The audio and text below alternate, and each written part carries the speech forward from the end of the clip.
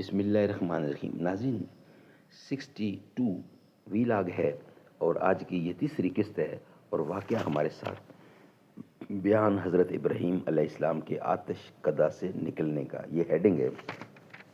صفحہ نمبر 71 اور قصص الانبیاء اس کتاب کا نام ہے، اور آج کا ویلاگ نمبر 62 اور پیج نمبر 71، اور آج کی یہ تیسری قسط ہے جو ہم آپ کے سامنے رکھنے کو جا رہے ہیں۔ ناظرین، اس کتاب کا نام ہے قصص الانبیاء اور اس کے رائٹر ہیں مولانا عبد المنان صاحب۔ ناظرین، اس کتاب کے اندر قرآن و سنت کی روشنی میں، قرآن و حدیث کی روشنی میں قصے بیان کیے جاتے ہیں تمام انبیاء کرام سے، حضرت آدم علیہ السلام سے لے کر حضرت محمد رسول اللہ صلی اللہ علیہ وسلم تک، قرآن و سنت اور قرآن و حدیث کی روشنی میں۔ نحمدہ ونصلی علی رسولہ الکریم، بسم اللہ الرحمن الرحیم۔ آمنہ کے لال سے شمس و قمر شرما گئے، روشنی پھیلی فضا جھومی محمد آ گئے۔ یہ فیضان نظر تھا یا کہ مکتب کی کرامت تھی، سکھلائے کس نے اسماعیل کو آداب فرزندی۔ ناظرین، واقعہ بیان کر رہے ہیں ہم آپ کے سامنے، بیان حضرت ابراہیم علیہ السلام کے آتش کدا سے نکلنے کا، اور ویلاگ نمبر 62 اور یہ تیسری قسط آپ کے سامنے رکھ رہے ہیں۔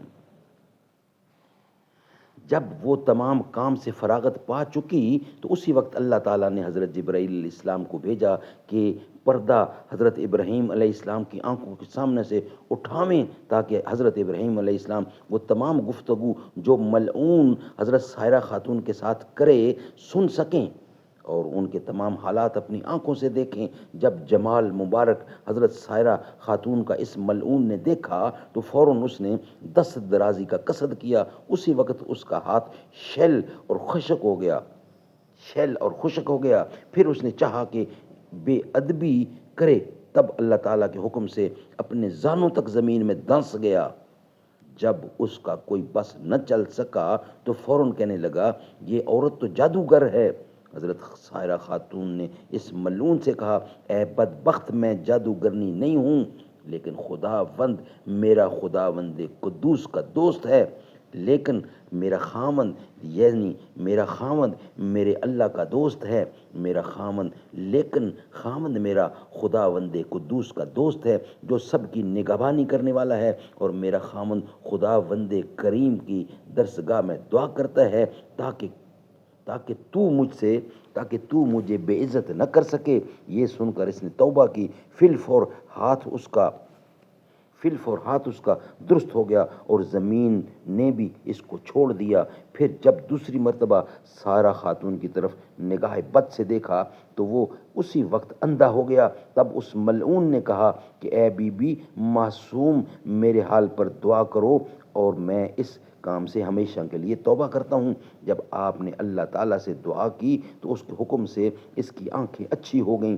پھر جب حالات ٹھیک ہو گئے تو غلبہ شیطانی سے عہد شکنی کرنی چاہی کہ میں حضرت سائرہ خاتون پر دست دراز ہوں، تو اسی وقت تمام بدن اس کا خشک اور شیل ہو گیا اور پھر آنکھیں جاتی رہیں۔ پھر کہنے لگا، اے بی بی پاک دامن، میرے واسطے اپنے خاوند اپنے خدا سے دعا کیجئے۔ حضرت سائرہ خاتون بولی کہ اے بدبخت، یہ دعا میری نہیں ہے بلکہ میرے شوہر جو میرے ساتھ ہیں ان کی دعا ہے، اور وہ خداوند کریم کے دوست ہیں، اگر وہ چاہیں تجھے معاف کریں یا نہ کریں۔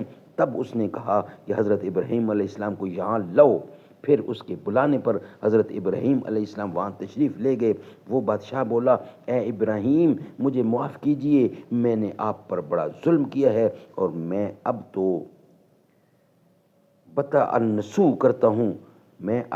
توبۃ النصوح کرتا ہوں۔ حضرت ابراہیم علیہ السلام نے اس بادشاہ سے کہا کہ یہ میرے حکم سے نہیں ہے، یہ سب خداوند قدوس کے حکم سے ہوتا ہے جو تمام جہان کا رب المالک ہے، رب ہے اور مالک ہے۔ دیکھو خدا کی مرضی کیا ہوتی ہے، اسی کے مطابق کرنا ہوگا۔ اسی وقت جبرائیل علیہ السلام نے آ کر فرمایا کہ اے ابراہیم خلیل اللہ، خدا تعالیٰ نے تمہیں سلام کہا اور فرمایا ہے کہ جب تک یہ تمام ملک اور خزانہ اپنا تم کو نہ دے دے تم ہرگز اس سے راضی نہ ہونا۔ پھر حضرت ابراہیم علیہ السلام نے اس بادشاہ سے یہ بات کہی کہ میرا رب ایسا فرماتا ہے۔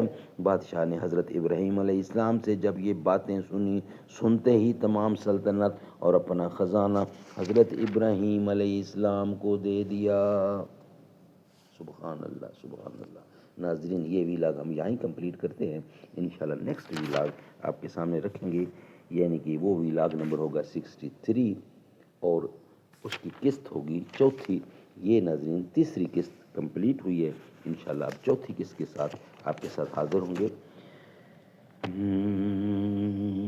جو لوگ صحابہ کے گستاخ ہیں وہ سن لیں، دنیا کے لیے عبرت ہم ان کو بنا دیں گے۔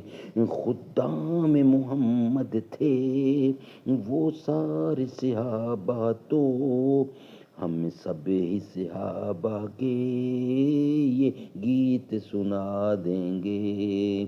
صدیق عمر حیدر عثمان پہ ہیں فدا، صدیق عمر حیدر عثمان پہ فدا ہم ہیں۔